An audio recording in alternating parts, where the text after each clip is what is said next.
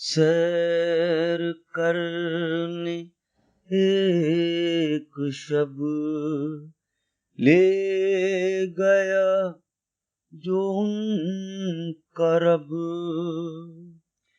جو بھی شے جہاں پہ تھی وہ وہیں ٹھہر گئی۔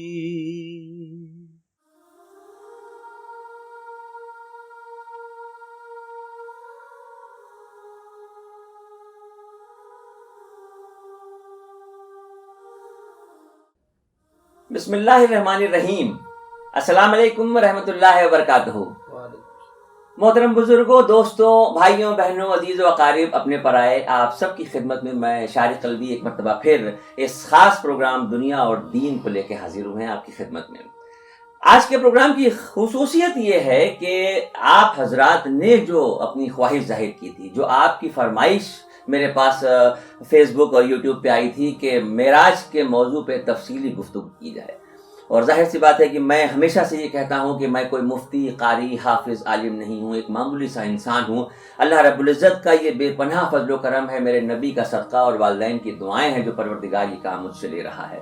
آپ کی خواہش کو پوری کرنے کے لیے میں نے وعدہ کیا تھا کہ انشاءاللہ معراج کے مقدس سفر پہ تفصیلی گفتگو انشاءاللہ ہم اپنے اسٹوڈیو میں مفتی صاحب کے ساتھ کریں گے، اور مفتی صاحب نے آپ کی خواہشات کو پورا کرنے کے لیے ہماری عرضی کو قبولیت دی، اور آج پھر ہمارے شہر کے قابل تعظیم حضرت مولانا مفتی حنیف صاحب ہمارے بیچ تشریف لا چکے ہیں۔ لیکن میں یہ چاہتا ہوں، کیونکہ یہ شب معراج کا واقعہ ہے، یہ عاشق رسولوں کے دلوں کی دھڑکنوں کو ہلا دینے والا معاملہ ہے، ایسے مقدس سفر کی شروعات سے پہلے مجھے ایسا لگا کہ محفل میں تھوڑی سی روحانیت پیدا کرنے کے لیے، تھوڑے سے لوگوں کے جذبات کو نبی کریم سرکار دو عالم صلی اللہ علیہ وسلم کے تعلق سے جوڑنے کے لیے ہمارے اسٹوڈیو میں اس وقت ہمارے ساتھ موجود ہیں حضرت مولانا ذکا اللہ ثنا صاحب۔ میں ان کا استقبال کرتا ہوں۔ السلام علیکم مولانا۔ اب الحمدللہ اللہ کا بہت شکر احسان ہے کہ آپ حضرات مجھ سے اتنی محبت کرتے ہیں کہ میری عرضی پہ قبولیت کی مہر لگا دیتے ہیں، اور بس میں آپ سے یہ گزارش کروں گا کہ معراج کی جو اس رات کا مقدس سفر تھا، جس پہ تفصیلی گفتگو انشاءاللہ ابھی چند لمحوں کے بعد ہمارے مفتی صاحب کے ساتھ ہوگی، مجھے لگتا ہے اس کی شروعات سے پہلے اگر چند کلمات آپ کی زبان سے ادا ہو جائیں تو بہت میرے لیے باعث فخر ہوگا۔ بہت بڑی میری خوش بختی ہے یہ کہ آج کے اس اہم موقع پر آپ نے مجھے بلایا۔ آئیے بلا تاخیر نبی اکرم نور مجسم محمد رسول اللہ صلی اللہ تعالی علیہ وسلم کی بارگاہ میں درود شریف کا نذرانہ پیش کریں۔ اللہم صلی علی سیدنا مولانا محمد وبارک وسلم، صلو علیہ الصلوۃ والسلام علیک یا رسول اللہ صلی اللہ تعالی علیہ وسلم۔ معراج النبی کے متعلق سے میں نے چند شعر کہنے کی کوشش کی ہے، نعت نبی کے ملاحظہ فرمائیں۔ آیا ہوتا ہے ان کا مرتبہ معراج کی شب میں، آیا ہوتا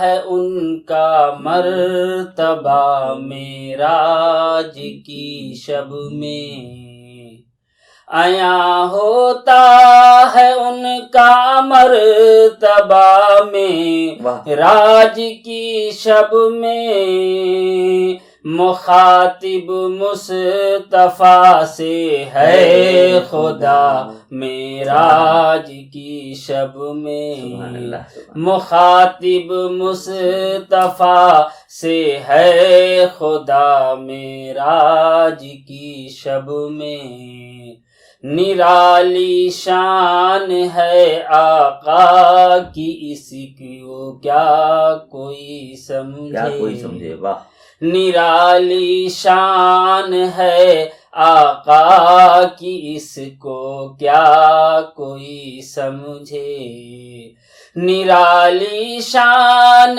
ہے آقا کی اس کو کیا کوئی سمجھے، خدا نے کر دیا سب کچھ عطا معراج کی شب میں، خدا نے کر دیا سب کچھ عطا معراج کی شب میں، قدم جبریل کے بھی رک گئے آگے نہ بڑھ پائے، قدم جبریل کے بھی رک گئے آگے نہ بڑھ پائے، کہ قدم جبریل کے بھی رک گئے آگے نہ بڑھ پائے، وہاں پہنچے ہیں میرے مصطفیٰ معراج کی شب میں، وہاں پہنچے ہیں میرے مصطفیٰ معراج کی شب میں، یہ ایسا راز ہے جس کو خدا جانے نبی جانے، کیا کہنے، یہ ایسا راز ہے جس کو خدا جانے نبی جانے، کہ یہ ایسا راز ہے جس کو خدا جانے نبی جانے، خدا نے کیا کہا اور کیا سنا معراج کی شب میں، خدا نے کیا کہا اور کیا سنا معراج کی شب میں۔ اور یہ مقطع کا شعر ملاحظہ فرمائیں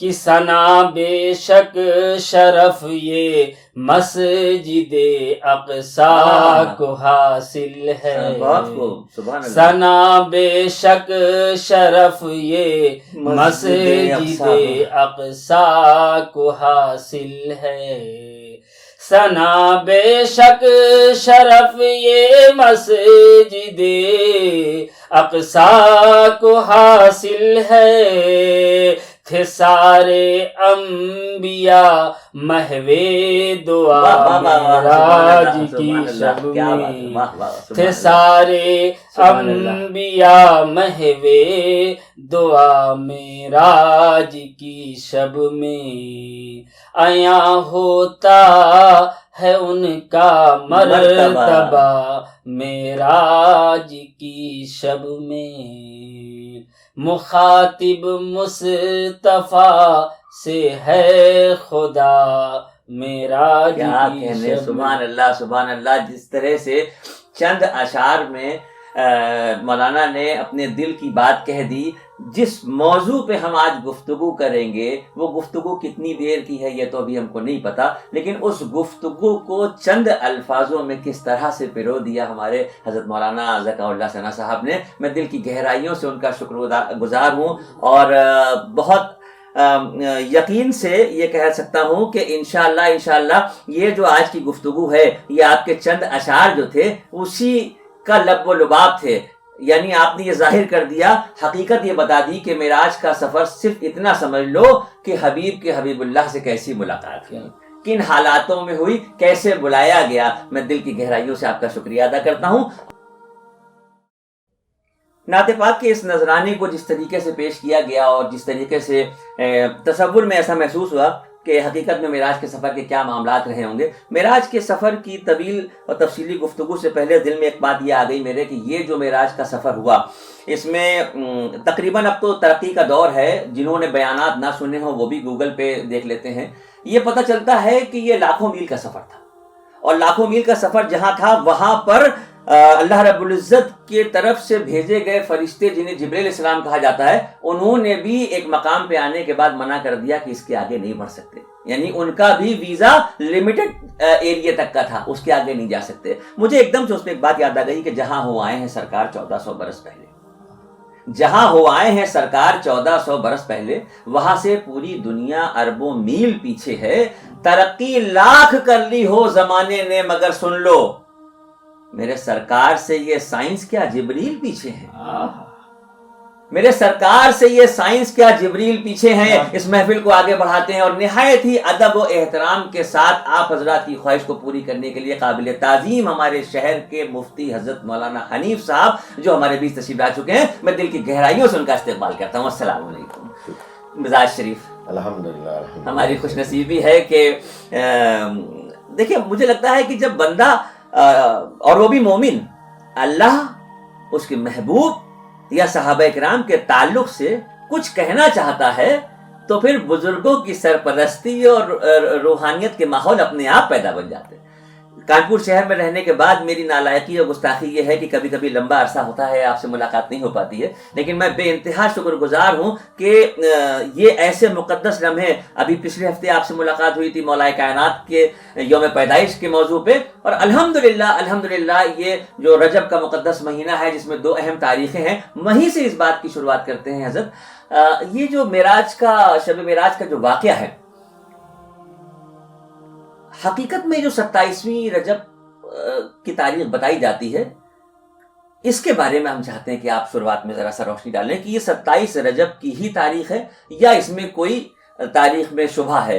حالانکہ مجھے لگتا ہے کہ دنیا بھر میں مجھے لگتا ہے کہ صرف عرب ہی ایسے ہیں جو اپنے حافظے کے لیے مشہور ہیں۔ کسی بھی ملک میں کوئی بھی قوم میں کچھ ایسا معاملہ نہیں دیکھتا جو پوری کتاب زیر و زبر کے ساتھ دل میں اتر جائے۔ یہ حافظہ جہاں پر اتنا مضبوط ہو وہیں سے حدیثیں لکھی گئیں، تو پھر یہ چند معاملات کہیں پہ ایسے آتے ہیں جس میں یہ اختلاف کیوں آ جاتا ہے؟ میری خواہش ہے کہ اگر اس پہ کچھ روشنی ہو تو بہت سے لوگوں کے دل صاف ہو جائیں۔ بسم اللہ الرحمن الرحیم۔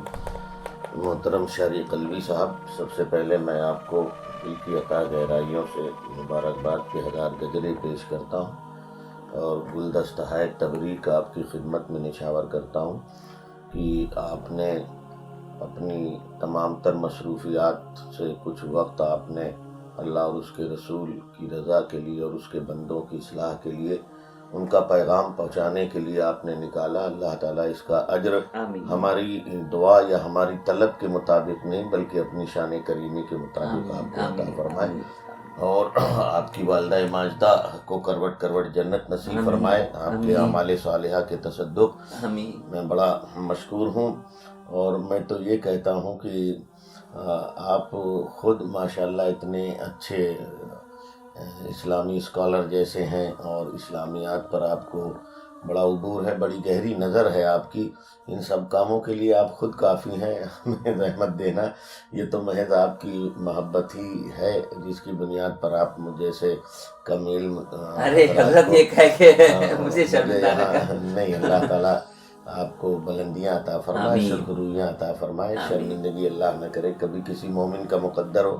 ہم نبی کے صدقے میں یہاں بھی سرخرو رہیں اور آخرت میں بھی سرخرو رہیں۔ دراصل دیکھیے 27 رجب المرجب کی شب جس میں رسول اللہ صلی اللہ علیہ وآلہ وسلم کو سفر معراج ہوا، اور اسی میں ہمارے آقا کو اللہ رب العزت کا جلوہ بے حجاب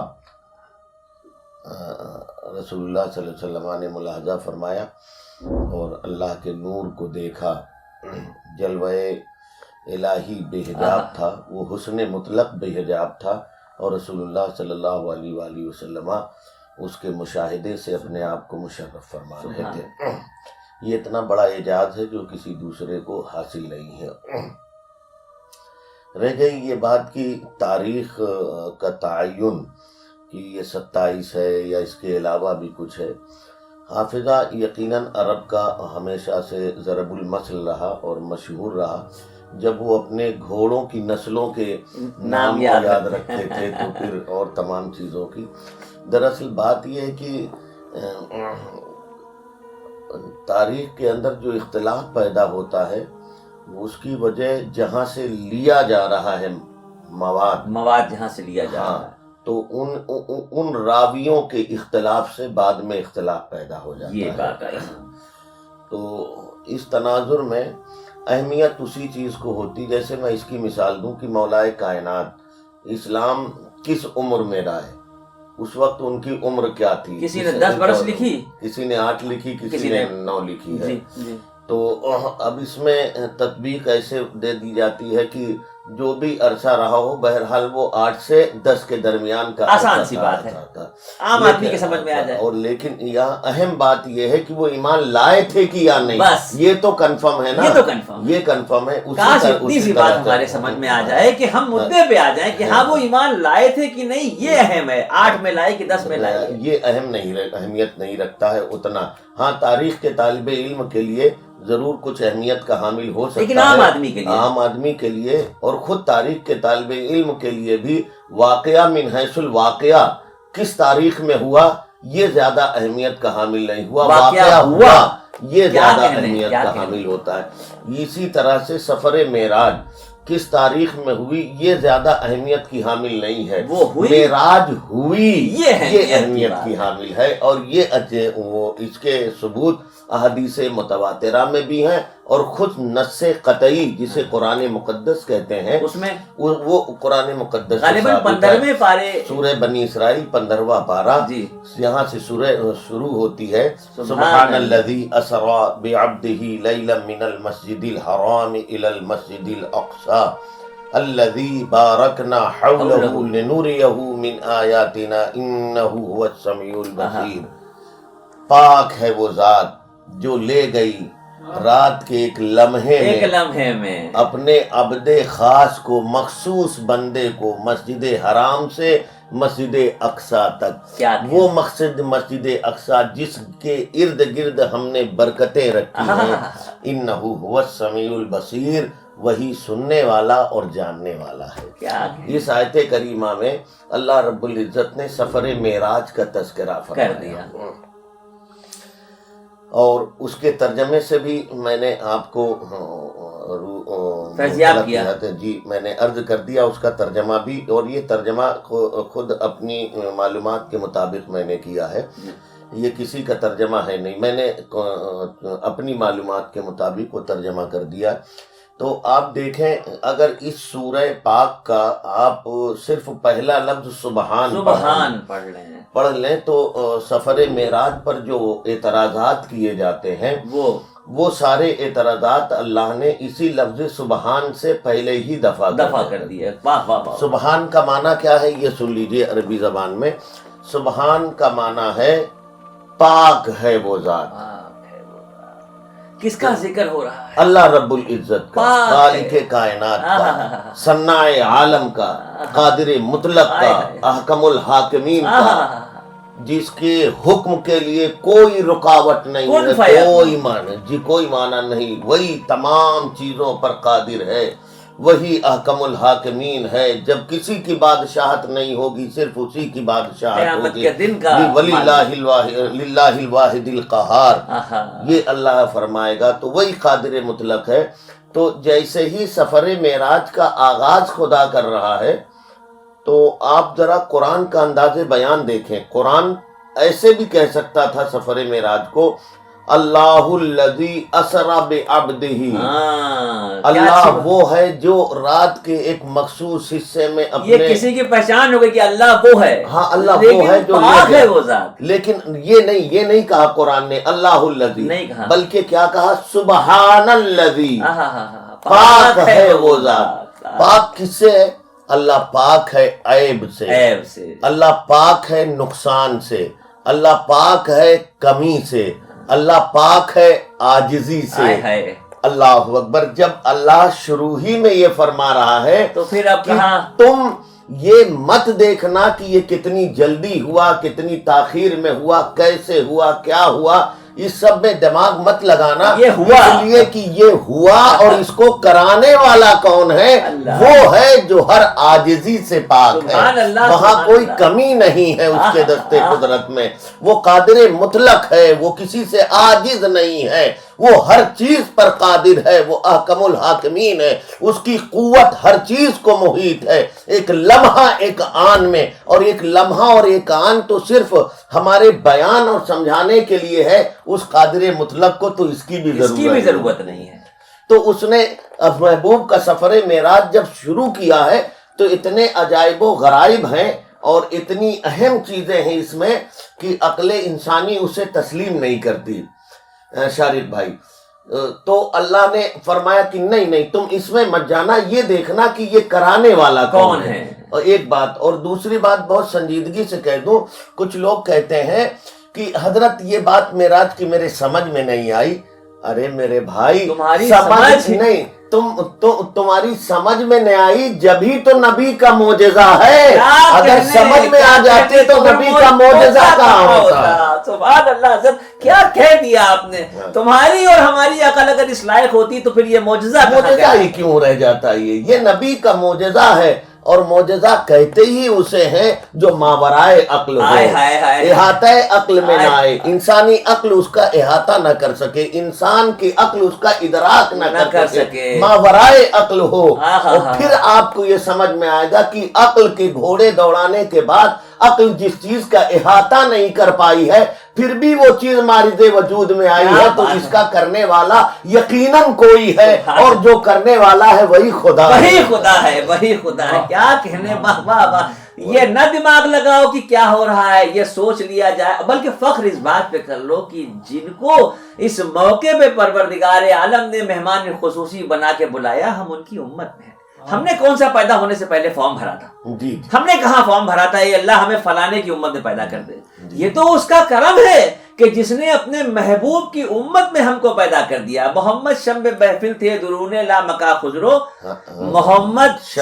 मोहम्मद शम्ब महफिल थे दुरूने ला मका खुसरो, खुदा खुद सदर महफिल था जहां कल रात को वो थे।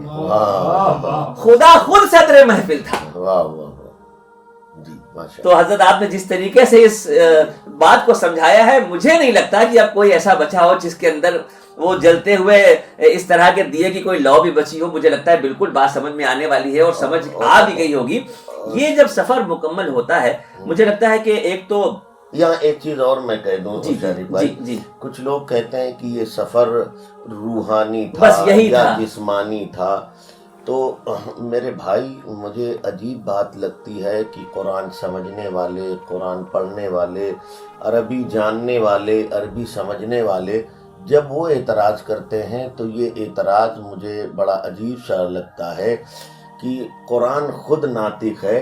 कुरान कहता है सुब्हानल्लज़ी असरा बिअब्दिही, पाक है वो ज़ात जो ले गई रात के एक मखसूस हिस्से में अब्द को, अपने मखसूस बंदे को। तो अब कहाँ इसमें ये खलफशार आया कि वो रूहानी बंदा रूह को नहीं कहते हैं, बंदा सिर्फ जिस्म को नहीं कहते हैं। क्या बात है। रूह और जिस्म के मजमुए को बंदा कहा जाता है, और जब रूह और जिस्म के मजमुए को बंदा कहा गया तो गोया कि कुरान ने उस नजरिए का बुतलान अब्द करके पेश कर दिया है कि ये मत समझना कि नबी को मेराजे रूहानी हुई है, ये मेराजे जिस्मानी है। और ये मेराजे जिस्मानी है तभी तो अक्ल पर नहीं आ रही है। और अगर रूहानियत की बात है शारिक भाई, तो हम आंखें बंद करके कहें मैं वाशिंगटन में हूँ, किसी को क्या इतराज हो सकता है? मैं देख रहा हूँ कि मैं इस वक्त फ्रांस के टावर के नीचे खड़ा हूँ, तो इसमें किसी को क्या इतराज हो सकता है? हम आंख बंद करके कुछ भी सोच सकते हैं। ये एतराज इसीलिए है कि मोहम्मद अरबी अपने जिस्मो जिस्मानियात के साथ लामकाम अल्लाह के हुजूर हाजिर हैं, और फासला कितना है, फकाना काबा कौसैन, इतना जितना कि दो कमानों के दरमियान है। और नबी फरमाते हैं मैंने अपने रब के दस्ते कुदरत की ठंडक को अपने सीने में महसूस किया। तो ये कितनी दूरी रही होगी। वो कुछ था ना ऐसे कि जब अर्श के पर्दे उठ रहे हैं और हमारे आका आगे तशरीफ ले जा रहे हैं, तो गैब से आवाज आती कि मेरे महबूब थोड़ा और नजदीक आइए, मेरे महबूब थोड़ा और नजदीक आइए।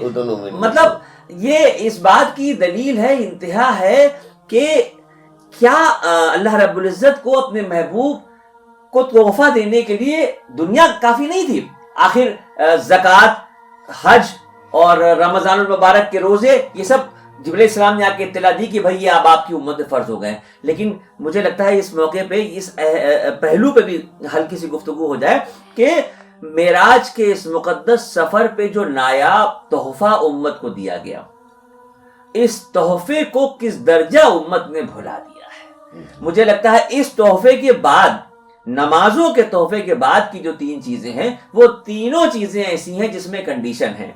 बीमार हैं तो रोजा नहीं रख सकते, साहिब हैसियत नहीं है तो हज के लिए नहीं जा सकते, हैसियत नहीं है तो ज़कात नहीं दे सकते। उन तीनों में कहीं ना कहीं मामलात लेन देन के आते हैं, जहां पर फ्री का पैकेज है। और वो पैकेज भी कौन सा है कि अल्लाह पाक 50 नमाजों का हुक्म देते हैं, بعد میں معاملات وہ لمبا واقعہ ہے کہ اللہ رب العزت کی طرف سے یہ ہوتا ہے کہ میرے محبوب آپ کی امت 5 وقت کی نماز پڑھے گی، 50 وقت کی نمازوں کا ثواب ملے گا. تو ذرا نماز کی یہ جو ایک طریقے سے لوگ غافل ہو گئے، دور ہو گئے. معراج کے اس مقدس سفر پہ جو یہ نایاب تحفہ ملا ہے، اس تحفے پہ ہلکی سی روشنی ڈال. جی یقیناً شارق بھائی، سب سے اہم چیز اس عصر حاضر کے تناظر میں تو یہی ہے کہ یہاں سفر معراج میں 2 چیزیں ہمیں نہایت سمجھنے کی ہیں. باقی چیزوں پر تو بڑی لمبی گفتگو کی جا سکتی ہے اور گھنٹوں گھنٹوں وقت چاہیے، فائدہ نہیں ہے وہ بات ہو جو جی گھنٹوں بات ہو سکتی ہے. میں 2 چیزیں یہاں ذکر کرنا چاہتا ہوں جس سے ہمارے بھائیوں کو یقیناً عبرت حاصل ہوگی اور انہیں سبق حاصل ہوگا. پہلی بات تو یہ کہ آپ یہ دیکھیں کہ فلسفہ معراج کیا ہے، واقعہ معراج وقوع پذیر کیوں ہوا، یہ چیز سمجھنا ضروری ہے. تو میں بہت مختصر سے وقت میں، چونکہ آج ہمارے بچوں کے پاس، ہمارے بڑوں کے پاس اتنا وقت نہیں ہے کہ وہ مذہبیات کا کچھ لٹریچر پڑھ سکیں یا انہیں سن سکیں.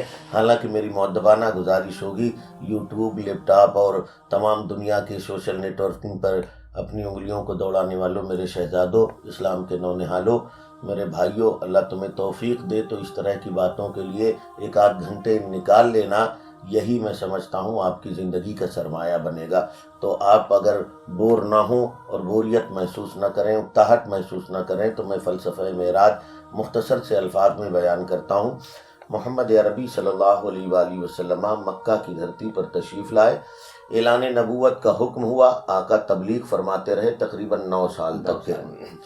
اور مکہ وادی غیر ذی زرع قرآن نے اسے کہا ہے، پتھریلی وادیاں ہیں.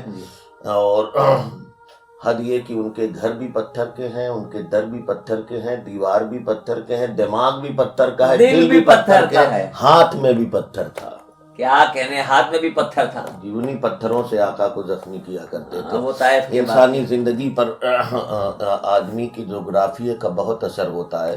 تو پیغمبر انقلاب نے محسوس کیا کہ میں نے تبلیغ جتنی کی ہے اتنی تبلیغ کا شاید خاطر خواہ نتیجہ مجھے نہیں مل رہا. تو اس کے لیے کسی ایسی زمین کا انتخاب کیا جائے جو نرم و گداز سرزمین ہو. اور چونکہ جب زمین نرم و گداز ہوتی ہے تو اس کا اثر ذہن پر بھی ہوتا ہے. تو آقا یہ پیغام لے کے جناب زید بن حارثہ کے ساتھ طائف کی سرزمین پر پہنچے. صنادید طائف سے اور طائف کے رؤساء سے، وہاں کے سرداروں سے آپ نے ملاقات کی، اور وہ پیغام جو مکہ کی دھرتی پر آپ دیا کرتے تھے وہ طائف کے لوگوں کو دیا. مگر جواب کیا تھا؟ تاریخ جب پڑھیے تو رونگٹے کھڑے ہو جاتے ہیں اور جذبات پر قابو نہیں رہتا کہ وہ پیغمبر انقلاب اور وہ نبی رحمت، جس کو ایک ہرنی کی ہلکی سی اکتاہٹ اور اس کی آواز اور اس کے جذبات اور اس کی ٹھیس اور تکلیف نہ برداشت ہو سکے، اپنی ضمانت دے دیں. پیارے پیغمبر صلی اللہ علیہ وآلہ وسلم، ظالموں نے انہیں اتنا پتھر مارے ہیں، اتنی گالیاں دی ہیں کہ نبی کے قدم ناز لہو لہان ہو گئے. جناب زید بن حارثہ کہتے میں ڈھال بن گیا. ہوش آیا، شہر طائف سے باہر کھجور کے ایک باغ میں کھجور کے نیچے ٹیک لگا کے بیٹھتے ہیں. تو آقا یہی محسوس فرما رہے ہیں کہ مکہ میں یہی سلوک ہوا، طائف کا انتخاب کیا تھا، یہاں تو اس سے زیادہ گئے گزرے حالات ہیں. گویا کہ میں یہ سمجھتا ہوں کہ تھوڑی سی بتقاضۂ بشریت، نبی بشر بھی ہیں، نبی بشر بھی ہیں. صرف ایسا نہیں ہے کہ وہ صرف نور ہی نور ہیں، نہیں، نبی نوری بشر ہیں. تو تقاضۂ بشری بھی ہوتا ہے. کچھ ان تقاضوں کے پیش نظر تھوڑا مزمحل تھے، پریشان تھے، اضطراب کی کیفیت تھی. اب یہ اضطراب اتنا بڑا تھا، اتنا بڑا اضطراب تھا. اور اللہ رب العزت کی عادت کریمہ کی وہ اپنے محبوب کی پیشانی ناز پر ہلکی سی شکن بھی گوارا نہیں کرتا کہ جائے کہ وہ چہرہ والضحیٰ غموں سے نڈھال ہو جائے. اس کے منشأ خدا یہ تھی کہ محبوب کے چہرے پر جو یہ غم و آلام کے آثار ظاہر ہیں انہیں تبسم ریزیوں میں کیسے بدل دیا جائے. مصطفیٰ کے لب انور پر یہ تبسم کس طرح رقص کرنے لگے.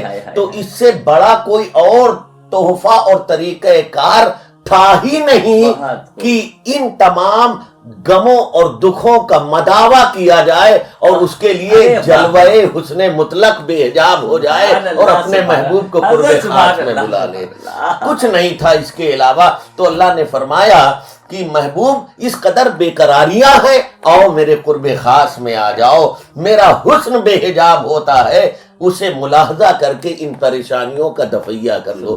تو معراج سے یہ سبق ملتا ہے کہ آلام، مصائب اور غموں کے چاہے جتنے طوفان آ جائیں، ان طوفانوں میں استقلال اور ہمت سے ڈٹے رہنے پر اللہ کی بے پایا نوازشات ہوتی ہیں، اس کے کرم کی بے پناہ بارشیں ہوتی ہیں. پھر اللہ نے جب بلایا ہے محبوب کو، تو یوں زمانے کا بھی دستور ہے صارف بھائی، ایک محب جب دوسرے محبوب سے ملتا ہے تو کوئی تحفہ پیش کرتا ہے. اور خود نبی نے فرمایا تحادو تحابو، اے میرے امتیوں آپس میں تحفے دیا لیا کرو، اس سے محبت بڑھتی ہے. اللہ رب العزت نے تحفہ دیا، نماز کا تحفہ دیا. 50 وقت تھی. جناب موسیٰ علیہ السلام کا کرم کی نبی کو واپس فرماتے رہے تو 45 اس طرح سے کم ہو گئی. مگر جب 10ویں مرتبہ انہوں نے کہا کہ اب جائیے تو میرے نبی نے فرمایا اب مجھے حیا ہے کہ کیا میری امت 5 وقت کی بھی نماز نہیں پڑھ پائے گی. تو اسی نماز کے بارے میں نبی نے فرمایا الصلاۃ معراج المومن. معراج کیا بات ہے.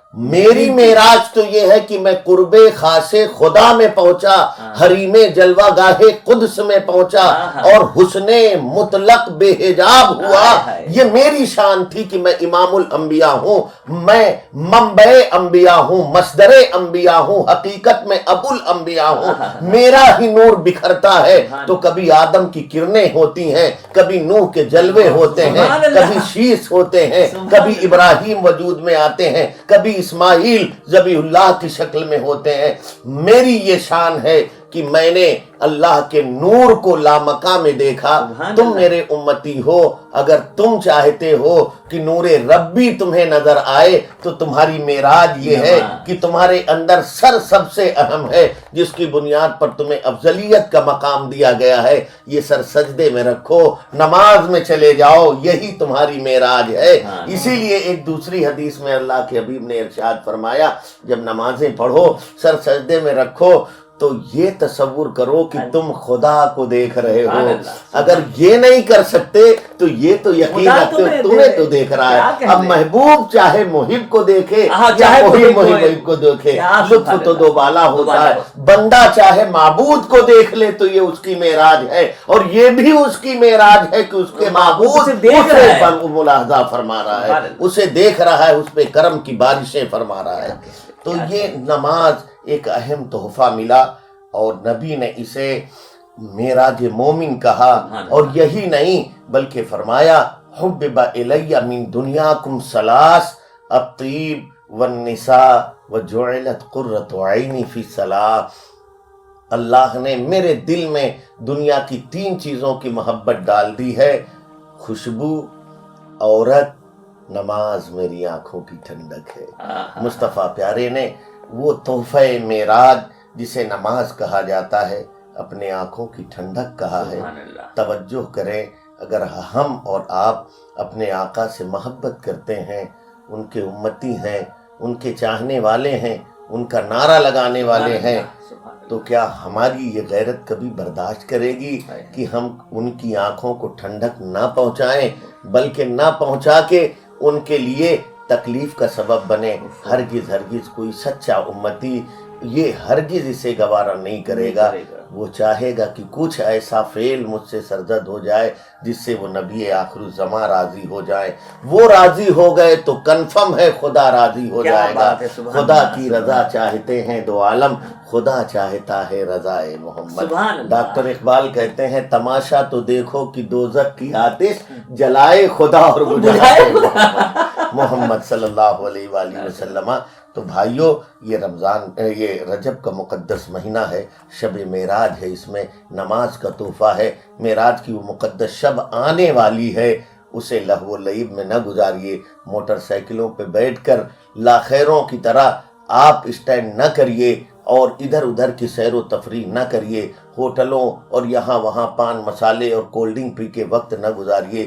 یہ بڑی مبارک شب ہے، اس میں نمازیں پڑھ کے اپنے اللہ اور اس کے رسول کو راضی کریے. اللہ اس کا رسول راضی ہو گیا تو یہ دنیا بھی ہمارے لیے بہتر ہے اور آخرت میں اس کا اجر بھی بہتر ہے. میں اسی امید کے ساتھ کہ نماز کے معراج کے اس تحفے کا آپ حضرات احترام کریں گے اور اپنی مسجدوں کو اپنے سجدوں کی جھومروں سے آباد کریں گے، آباد کریں گے، آباد کریں گے، آباد کریں گے انشاءاللہ المولا العزیز. میں ایک بار پھر شارق بھائی آپ کا بہت ممنون اور مشکور ہوں آپ کے اس مشہور زمانہ پروگرام دنیا اور دین میں، جس میں آپ نے مجھے حکم صادر فرمایا اور میں حاضر آیا. اگر کچھ منشأ ربی یا روایات کے خلاف مجھ سے بیان ہوا ہو تو اللہ مجھے معاف فرمائے. نہیں، مجھے لگتا ہے کہ آج کے اس اہم اور خصوصی بیان جس میں جس طرح کے لفظ اور جس طرح کا لہجہ اور جس طرح کا انداز استعمال ہوا ہے، مجھے نہیں لگتا کہ اب کسی بھی دل پہ دھول کی ایک چھوٹی سی بھی کنکری سی بھی رہ گئی ہو. میں بے انتہا دل کی گہرائیوں سے شکر ادا کرتا ہوں. اللہ رب العزت کا یہ خصوصی کرم تھا کہ اللہ رب العزت نے جو اپنے محبوب کو اس مقدس موقع پہ بلایا تھا، وہ گفتگو ظاہر ہے میرے جیسے معمولی سے آدمی کے لیے مناسب نہیں تھی.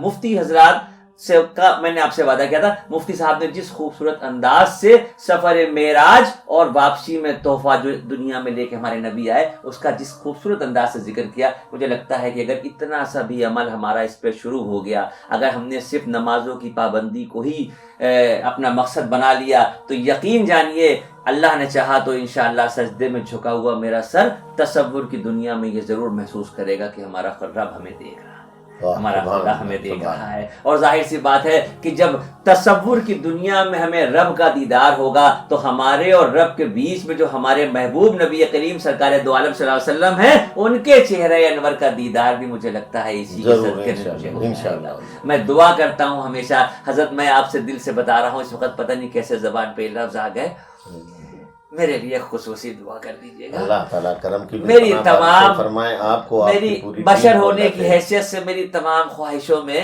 افضل ترین میری خواہشوں میں خواہش یہ ہے کہ پروردگار اپنے محبوب کا دیدار کرے. جی ضرور انشاءاللہ. میں ہمیشہ تنہائی میں اکثر اللہ پاک سے یہ کہتا ہوں کہ میرے مولا، ایک نالائق اور ناکرہ انسان جس نے اندر سے مدرسہ نہیں دیکھا، اگر آپ اس سے یہ بیان کرا رہے ہیں تو مجھے اپنے محبوب کا دیدار اس طرح سے کرا دیجئے کہ میں حلفیہ بیان دیتے ہوئے امتیوں کو یہ بتا سکوں کہ چہرہ مبارک کیسا ہے، بھویں کیسی ہیں، زلفیں کیسے لٹک رہی ہیں، چہرہ مبارک کا کیا رواب ہے، کیا نور ہے، کیا معاملہ ہے. میں خصوصی دعا اللہ سے کرتا ہوں. آپ ہمارے لیے بزرگ ہیں، قابل تعظیم ہے. دعا فرمائے کہ اللہ پاک نبی کریم سرکار صلی اللہ علیہ وسلم کا دیدار ہمیں کرا دے. آمین یا رب العالمین. میں بہت شکر گزار ہوں اور یہیں پہ آج کے اس خاص محفل کو اسی جگہ پر مکمل کرتا ہوں، لیکن ختم نہیں کرتا ہوں اس لیے کہ یہ گفتگو چلتی رہے گی. اس تعلق سے نئے نئے موضوع آتے رہیں گے، الگ الگ چاند نکلتے رہیں گے مہینے کے، الگ الگ موقع آتے رہیں گے، اور ہم اسی طرح مفتی حضرات کے ساتھ آپ کے ساتھ ملاقات کرتے رہیں گے.